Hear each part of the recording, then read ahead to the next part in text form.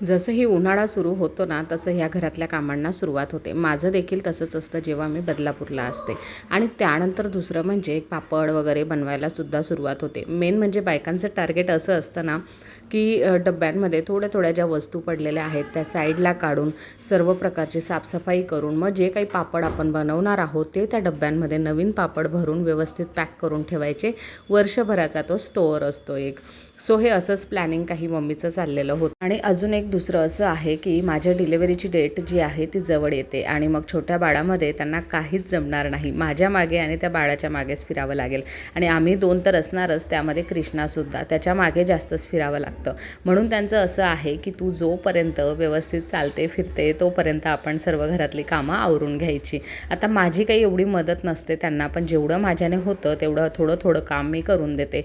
घरातलं स्वयंपाक वगैरे म्हणा, एवढं काही कंटिन्यू आता उभं राहिलं जात नाही, कारण आता मला 8 मंथ्स स्टार्ट झालेला आहे आणि वजन वाढल्यामुळे मला पायांचा खूप जास्त त्रास होतो आहे, कमरेचा त्रास होतो आहे. म्हणून जेवढी मदत शक्य असते तेवढं मी करून देते, पण बाकीचं जे आहे ते स्वतःच सांभाळून घेतात. सो त्यांचं असं आहे पटापट साफसफाई करून पापड वगैरे आपण सर्व काही पूर्ण करून घेऊया. आणि तीच कामं त्यांची इथं चाललेली होती. तर आज त्यांनी पूर्ण डब्बे, बरण्या वगैरे जेवढं काही होतं घरामध्ये ते सर्व साफसफाई करायला काढलेलं होतं. तर मला खाली बसणं शक्य नाही आहे, पण मम्मीला म्हटलं वरती चेअरवर बसून मी थोडीफार मदत करून देते. आणि बघा 1-2 हात जर कामांना वाढला ना तर इतकी मदत होते ना की काय सांगू. हा अनुभव मला स्वतःला सुद्धा आहे. जर मला कोणी मदतीचा हात पसरवला ना तर मला खूप भारी वाटतं. ते माझ्या कृष्णाचे छोटे हात का होईना ते पण मदत करतात, तर मला खूप छान वाटतं.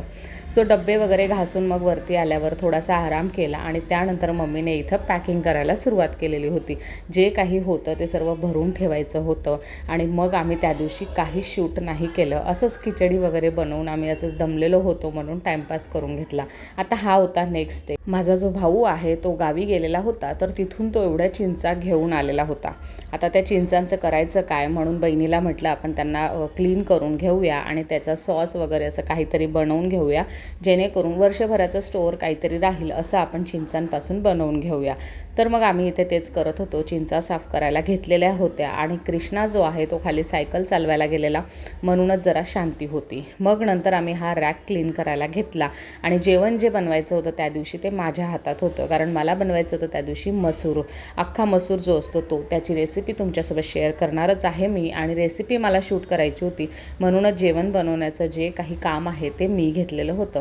आणि इथे असं रॅक लावण्याचं काम माझ्या बहिणीचं चाललेलं होतं. अजून जी आहे ना 25% साफसफाई झालेली आहे, बाकीची साफसफाई पूर्ण बाकी आहे आणि त्यांना पूर्ण जे आहे ते 15 दिवसात सर्व काही संपवायचं आहे. असा हा आजचा आमचा दिवस होता. मस्त आम्ही जेवण वगैरे केलं आणि आय होप की तुम्हाला व्हिडिओ खूप आवडला असेल. व्हिडिओ आवडला असेल व्हिडिओला लाईक करा, शेअर करा, सबस्क्राईब करा. Thank you so much for watching. Bye bye.